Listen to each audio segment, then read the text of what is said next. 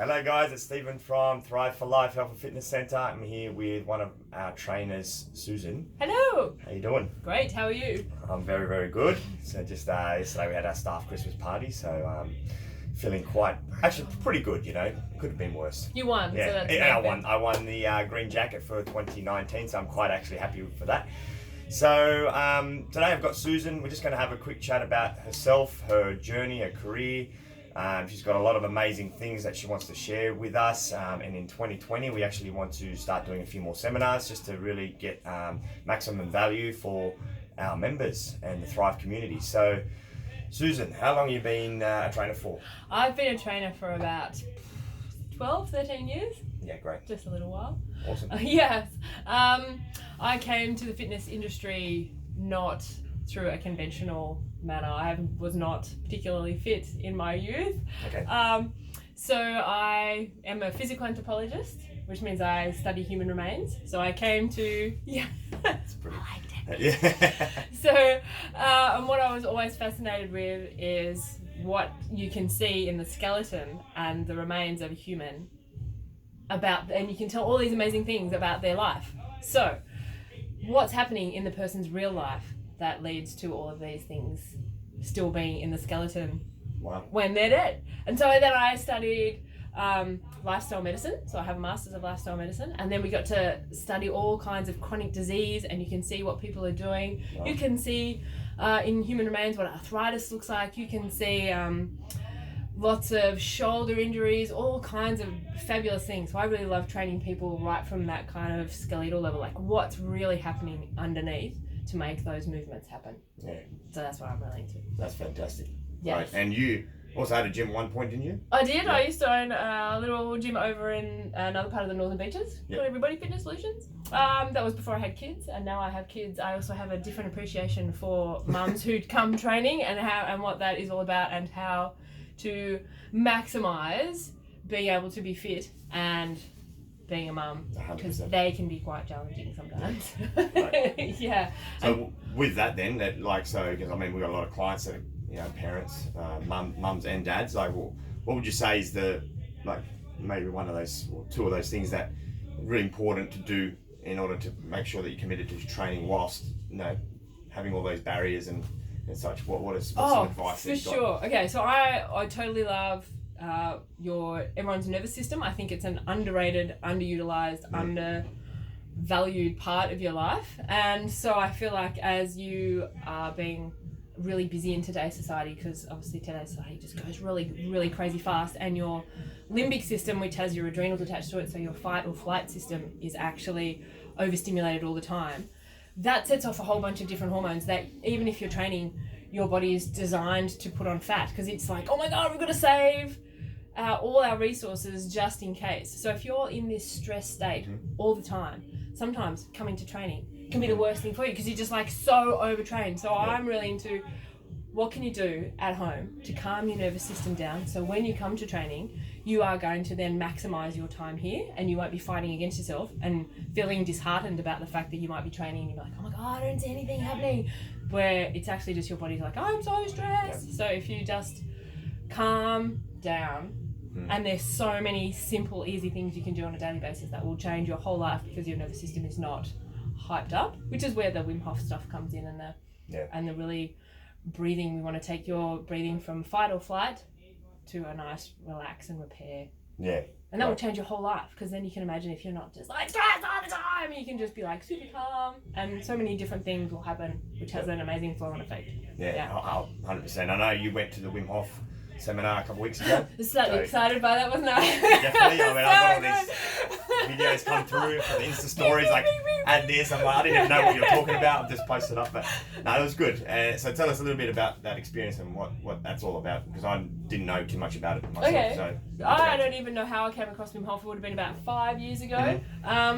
And just in the way that always breathing.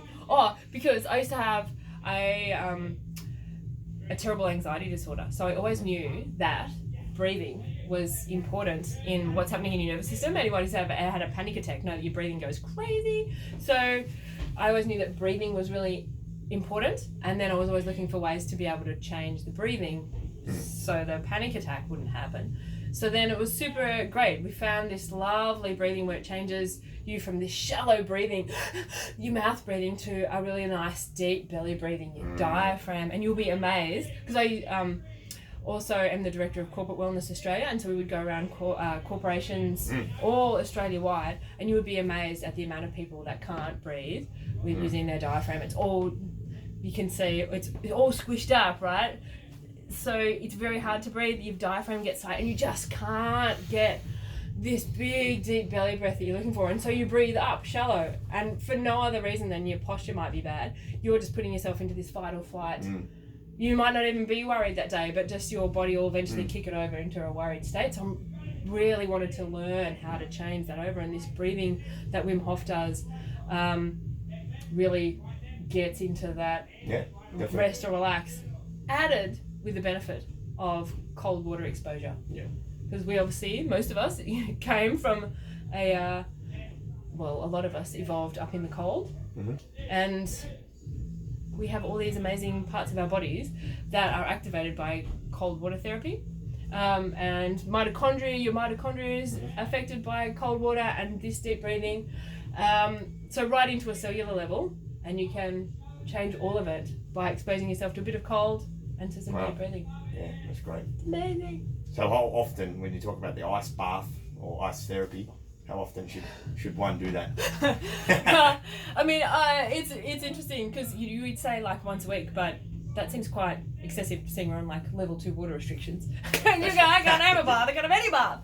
So I think that even if you had a cold shower every day, so you can have a warm shower to begin with, and then you just turn it off, ping, a little bit of cold. Start with 30 seconds, because of course you meant your shower has to be 4 minutes now, doesn't it? Oh yeah. Yeah, so 3.5 minutes minutes warm, 30 seconds cold, and then that will actually stimulate your nervous system. And you know yourself, if you've ever like jumped into somewhere cold, you're like, oh my god, you feel so amazing. And then you can do that day in, day out, day in, day out. It's incredible. It's incredible. Awesome. Yes. So also your goals for 2020. I know you've got something really crazy coming up. Do you want to share what that is? I like running. Cool. I like running outside. Just a little bit. Just a little bit. So, I have an ultra marathon that I'm going to attempt. No, that I'm going to do. I'm going to do it in 2020 down in the snowies. I always like events. How many Ks? It will be 50 Ks. 50K. 50 slow Ks. Slow. There's also, I feel like when you go, I'm going to enter an ultra, everyone's like, wow, you must be a really good runner, but I'm actually quite slow. Slow and steady wins the race. Well, that's what the other great thing about doing a race in a beautiful part. You just got a lot of time where you can just be running slowly, taking it all in. It'll be fabulous. Yes. Yeah. That is fantastic. And what else have you done with your running side of stuff? Like, is this going to be your first ultra? Well, this will be my first official ultra. Okay. I've done a couple of marathons before. Earlier in this year, I did an event called Moto Tapu, which is in New Zealand. And again, stunning. They open up all this amazing farmland between Wanaka and Arrowtown. Okay. And so it's only open for the race. It's amazing. We did it 10 years ago. A bit slower this time. But it was incredible, and I love it. Yeah, so I've done a couple of Oxfam, so 100 Ks, but I haven't really, I walked those, so I'm going to try That is pretty impressive. I'm going to try and run slowly for the whole 50. Why not?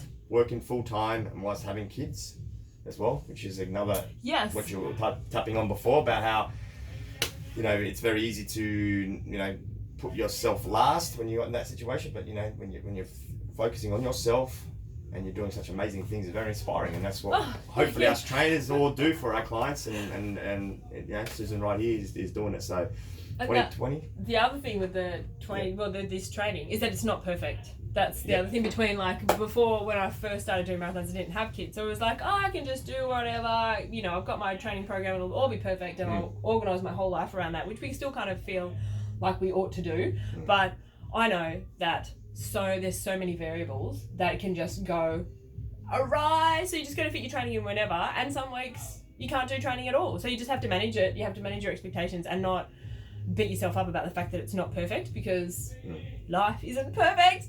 And so don't worry about it. Just do the best you can, and it'll all work out in the end. Exactly. And sure, my race time might not be as great, but you know, I'll just do whatever. We'll do whatever I can. And sometimes I have to, like, you know.